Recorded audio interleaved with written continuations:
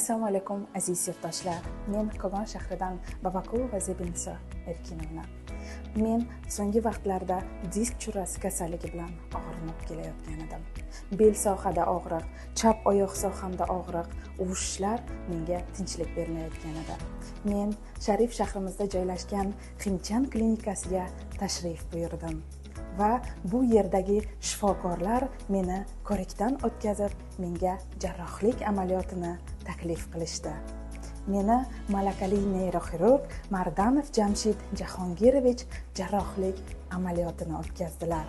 Men ushbu amaliyotdan so'ng yana sog'lom turmush tarziga qaytdim. Allohga shukrki, bugungi kunda shaxdam qadamlar tashlab yurib kelmoqdaman.